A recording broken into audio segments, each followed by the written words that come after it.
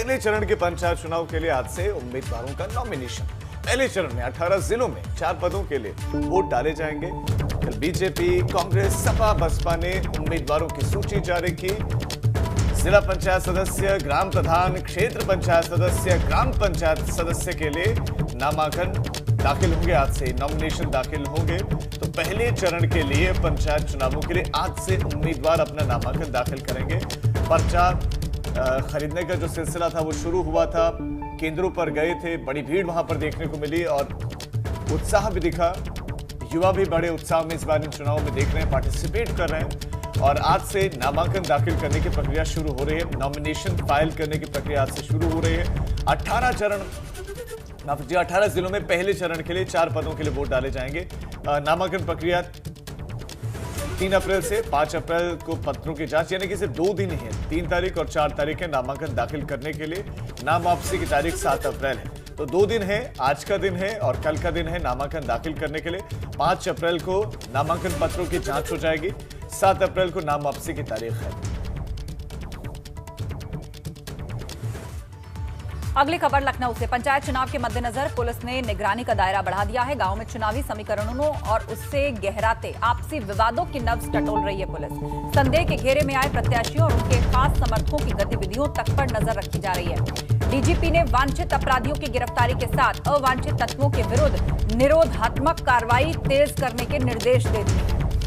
बीते कुछ दिनों में हुए विवादों की पूरी गहनता से जांच कराने व उनमें की जा रही कार्रवाई पर कड़ी नजर रखने के निर्देश दे दिए हैं।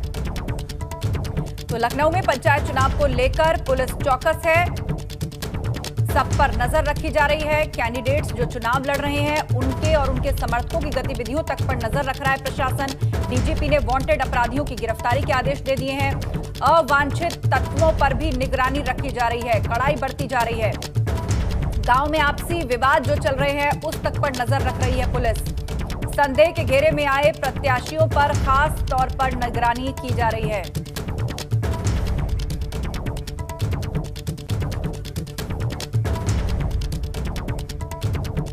तो बहुत बड़ा चुनाव है और नजर एबीपी गंगा की भी इन चुनावों पर बनी हुई है। हमारे संवाददाता अलग अलग हिस्सों से हमारे साथ जुड़ गए क्योंकि नॉमिनेशन फाइल करने का दिन आज से शुरू हो रहा है। आज से नॉमिनेशन फाइल होंगे।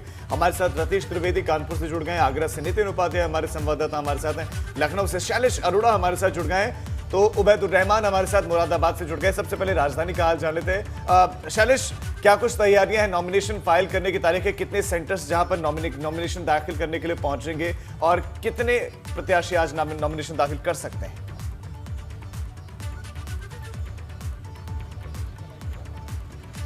देखिए 2 दिन नॉमिनेशन होने हैं और उम्मीद ये की जा रही है कि ज़्यादा से ज़्यादा प्रत्याशी जो है वो आज ही अपना नॉमिनेशन जो है वो फाइल करने पहुंचेंगे। सबसे ज़्यादा जो नामांकन पत्र अगर बिके हैं उनकी बात की जाए तो वो बिके हैं प्रधानी के लिए, सबसे ज़्यादा जो होड़ है वो है। इसके अलावा नॉमिनेशन पत्र जो खरीदे गए हैं उनमें युवाओं की एक बड़ी संख्या है।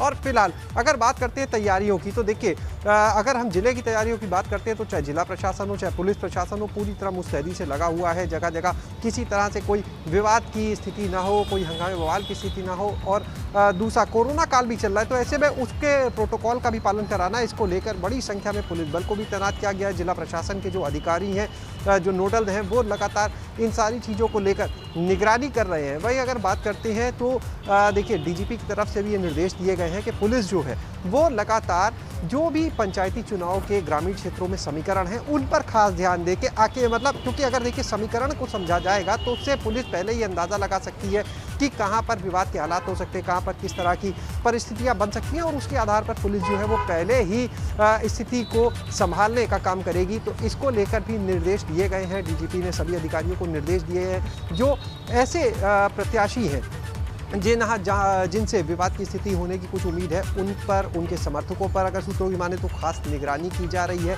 इसके अलावा सभी जगह पर भारी संख्या में पुलिस बल है। होमगार्डों की भी देखिए इस बार ड्यूटी लगाई जा रही है। 66,444 होमगार्ड जो है इस पूरी चुनावी प्रक्रिया में प्रदेश में लगाए जा रहे हैं। और एक खास बात कि इस बार जो चुनाव होंगे, जो होमगार्ड लगाए जाएंगे वो भी सशस्त्र होंगे। उनको 303 राइफल दी जाएगी। वही 303 राइफल जिसे बीते साल 26 जनवरी को परेड के दौरान विदाई दी थी पुलिस ने, एक बार फिर से उनको निकाला जा रहा है और होम गार्ड्स के हाथ में दी जाएगी इस पूरी चुनावी प्रक्रिया के दौरान जिस जिले में जितनी जरूरत होगी। तो यानी नामांकन की शुरुआत से लेकर ही अगर देखें और चुनाव होने तक बिल्कुल कड़ाई जो है वो शुरू से ही बढ़ती जा रही है और जिस तरह की हिंसक घटनाओं की खबरें आए दिन आती हैं उनको रोका जा सके, पंचायत चुनाव शांतिपूर्ण तरीके से कराए जा सके, ये एक बड़ी चुनौती प्रशासन पर। हमारे साथ मुरादाबाद से उबैदुर रहमान भी जुड़े हुए हैं, उबैद का रुख करना चाहेंगे। उबैद बताइएगा यहाँ कितनी सीटों पर चुनाव है और नॉमिनेशन के लिए पोलिंग बूथ्स के लिहाज से कितने बड़े क्षेत्र में पहले चरण में मतदान होने जा रहा है और किस तरह के इंतजाम? आस्था मैं आपको बता दूं कि मुरादाबाद मंडल में पहले चरण में रामपुर जनपद के चुनाव होना है जिसके लिए आज से नॉमिनेशन शुरू हो रहा है और यहां पर तमाम पार्टियों ने अपने जो जिला पंचायत के प्रत्याशी हैं समर्थित उनके नाम घोषित कर दिए हैं। मैं एबीपी गंगा के दर्शकों को बता देना चाहता हूं कि ये जो पंचायत चुनाव होने जा रहा है इसमें कानून व्यवस्था को लेकर के पुलिस और प्रशासन के सामने दो बड़ी चुनौती हैं, एक अवैध शराब का मामला और दूसरा अवैध हथियारों का। पुलिस और प्रशासन की कोशिश ये है कि अवैध शराब जो है उसकी सप्लाई ना हो सके चुनावों में और दूसरा अवैध हथियारों की, क्योंकि अगर जहरीली शराब वितरित हो जाती है तो उसमें फिर लोगों की जान बचाना मुश्किल हो जाता है। कई बार चुनावों में इस तरह की जहरीली शराब पीने से मौतें हो जाती हैं। और दूसरा ये कि जो अवैध हथियार हैं अगर उनकी सप्लाई की चेन तोड़ दी जाए तो हिंसा को रोका जा सकता है। तो इन दो पॉइंटों पर पुलिस और प्रशासन बहुत सख्त है, सतर्क है। और तीसरी बात मैं आपको बताना चाहूँगा कि इस पंचायत चुनाव में क्योंकि एक वोटर को 4 लोगों को वोट देना होता है, एक ग्राम प्रधान का वोट डालना होता है, एक ग्राम पंचायत के सदस्य का, एक क्षेत्र पंचायत के सदस्य का और एक जिला पंचायत के सदस्य का। तो इसलिए इस जो चुनाव है इस चुनाव में ईवीएम का इस्तेमाल नहीं होगा, इस चुनाव में बैलेट पेपर का इस्तेमाल होगा। उबैदुर आप बने रहे हमारे साथ, हमारे संवाददाता नितिन भी हमारे साथ बने हुए और रतीश भी हमारे साथ जुड़े हुए कानपुर से। रतीश आपके पास आना चाहता हूँ, कानपुर में क्या विशेष तैयारियां हैं?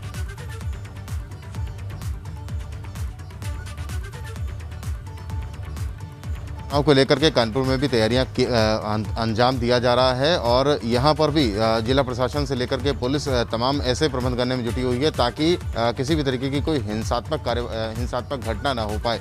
बताना चाहेंगे जिला पंचायत सदस्य के लिए 32 पद हैं कानपुर में। पहले चरण में ही यहाँ पर तीसरी पंचायत का चुनाव होना है। आज से नॉमिनेशन शुरू हो गया। जिला पंचायत सदस्य के 32 पद हो गए।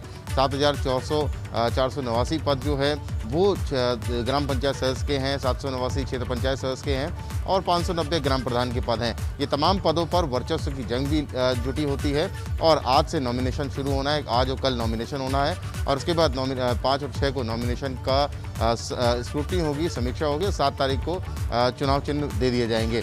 तो जिला प्रशासन और पुलिस मिलकर के एक टीम बन करके ये काम करने की कोशिश कर रहा है कि किसी भी तरीके से इन चुनावों को शांतिपूर्ण ढंग से संपन्न कराया जाए, क्योंकि लगातार वर्चस्व की जंग में पिछले दिनों देखने को मिला है कि ग्राम प्रधानी को लेकर के तमाम गोलियां चली हैं और हत्या तक हो गई हैं। तो किस तरीके से इन चुनावों को शांतिपूर्ण संपन्न कराया जाए, इन चुनावों को, इस पर पूरा फोकस लगाया गया है। डीजीपी की तरफ से लगातार और सरकार की तरफ से निर्देश मिल रहे हैं। उन निर्देशों का पालन कराते हुए जो पुलिस के अधिकारी हैं वो लगातार कैंप कर रहे हैं और 2700 के आसपास होमगार्ड्स को और 8000 के आसपास के कार्मिकों को सुरक्षा की भावना लोगों के भीतर पैदा करने की कोशिश है, शांतिपूर्ण तरीके से ये चुनाव हो जाए। आगरा का रुख करेंगे, नितिन उपाध्याय हमारे साथ जुड़ गए हैं।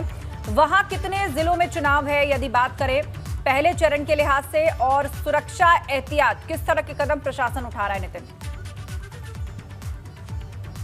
देखिए आस्था, गांव की सरकार चुनने जा रही है इस समय उत्तर प्रदेश की जनता। पहले चरण में आगरा में चुनाव होने जा रहा है और ऐसे में आज से नॉमिनेशन है 3 और 4 को, चूंकि 27 तारीख से नामांकन पत्र खरीदना शुरू हो गया था और आज और कल नॉमिनेशन पेपर फाइल किए जाएंगे। 7 तारीख को नाम वापसी है, 15 तारीख को आगरा में वोटिंग है। आगरा में जिला पंचायत सदस्यों के 51 वार्ड हैं और ऐसे में आज नॉमिनेशन यानी जिला पंचायत सदस्यों का जो नॉमिनेशन है वो डीएम कार्यालय में होगा। वहाँ 13-13 वार्ड के करके 4 कोर्ट बनाए गए हैं, डीएम कोर्ट, एडीएम सिटी का कोर्ट, सिटी मजिस्ट्रेट और एसीएम सेकंड। इसके साथ ही जो क्षेत्र पंचायत सदस्य हैं, ग्राम प्रधान और ग्राम पंचायत सदस्य का जो नॉमिनेशन होगा वो संबंधित ब्लॉक में होगा। तो इसको लेकर पूरी कवायद है, जो पूरा होमवर्क है प्रशासन का पूरा हो गया है। अब सबसे बड़ी चुनौती ये है कि लगातार अवैध शराब और जिस तरह से हथियारों की जो चेन तोड़ना, जिस तरह से हमारे मुरादाबाद के सहयोगी बता रहे थे, बड़ी चुनौती है। बीती रात आगरा में 25 पेटी अवैध शराब एक राधे राधे कोल्ड से बरामद की गई है। तो लगातार इस पर प्रशासन, पुलिस एक लगातार अपने LIU को सक्रिय किए हुए है, लगातार रजिस्टर खंगाले जा रहे हैं। एक साथ 16 से लेकर तमाम जो कार्रवाइयां हुई हैं और ऐसे लोग जो कहीं ना कहीं इस पंचायत चुनाव को प्रभावित कर सकते हैं उनको पाबंद किया जा रहा है। लाइसेंस, उनके जो हथियार हैं उनको सरेंडर किया गया है। तो वो सारी चीजें बैक एंड पे चल रही हैं। लेकिन आज से नॉमिनेशन शुरू हो गया है, 2 दिन नॉमिनेशन चलेगा और आगरा में कुल मिलाकर आप बता रहे हैं कि तैयारियां पूरी दिख रहे हैं। नितिन आपका, इसके साथ शैलेश आपका और रतीश आपका बहुत शुक्रिया तमाम जानकारी के लिए। उबैदुर रहमान, आप हमारे साथ बने रहिए, आगे हम आपके पास लौटेंगे क्योंकि बहुत महत्वपूर्ण खबर मुरादाबाद से मिल रही है पंचायत चुनावों को लेकर। ये बड़ी खबर मुरादाबाद से कि अवैध रूप से 300 रुपए में यहां वोटर लिस्ट बेची जा रही है। 300 रुपए में वोटर लिस्ट बेची जा रही है। SDM बिलारी ने खबर के बाद छापेमारी का खुलासा किया है। 300 रुपए में वोटर लिस्ट का सेट बेचा जा रहा था और कुंदर के थाना इलाके में फोटो स्टेट की दुकान में यह खेल खेला जा रहा था। बड़ा सवाल यह कि बिना प्रकाशन के कहां से वोटर लिस्ट आई, ये पूरा का पूरा माजरा क्या है? हमारे संवाददाता उबैदुर रहमान हमारे साथ बने हुए हैं। उबैदुर, ये पूरा का पूरा मसला क्या है? वोटर लिस्ट खरीदने बेचने का सिलसिला, ये पूरा का पूरा मामला समझाए, कैसे चुनावों पर इसका असर पड़ सकता है ये भी समझाएं। देखिए, जो पंचायत चुनाव के जो प्रत्याशी हैं, चाहे वो ग्राम प्रधान का प्रत्याशी हो या जिला पंचायत के, इन तमाम प्रत्याशियों की कोशिश ये रहती है कि अपने वोटरों को पहले से ही उनकी वोटर स्लिप पहुंचा दी जाए। और इसके लिए जिला प्रशासन, क्योंकि चुनाव आयोग की तरफ से जो टीमें गठित होती हैं उसके ज़रिए वोटरों को पर्ची पहुंचाई जाती है। लेकिन जो गाँवों में प्रधान के प्रत्याशी होते हैं वो कोशिश ये करते हैं कि वोटर लिस्ट अगर उनके पास होती है तो वो उसको अपने जो मतलब के वोटर होते हैं उनकी वोटर लिस्टें बना लेते हैं। लेकिन अभी क्योंकि जिला प्रशासन ने जारी नहीं की थी, उससे पहले ही जब प्रशासन को ये जानकारी मिली कि वोटर लिस्टें जो हैं वो बेची जा रही हैं, तो ये छापेमार कार्रवाई हुई है। यहाँ से जो कंप्यूटर है और प्रिंटर है, इस जो व्यक्ति जो है अपनी दुकान से बेच रहा था उसको गिरफ्तार कर लिया गया है और ये तमाम सामग्री भी जो है वो जब्त कर ली गई है।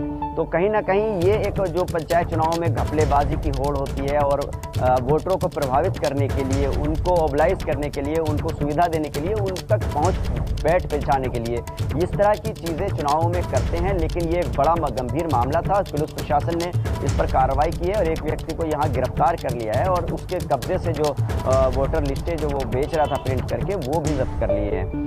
तो जो पुलिस और प्रशासन है वो सतर्क है। किसी भी तरह की कोई सूचना अगर मिलती है जिला प्रशासन को चुनावों से संबंधित, तो उस पर तुरंत जो है क्विक एक्शन लिया जा रहा है।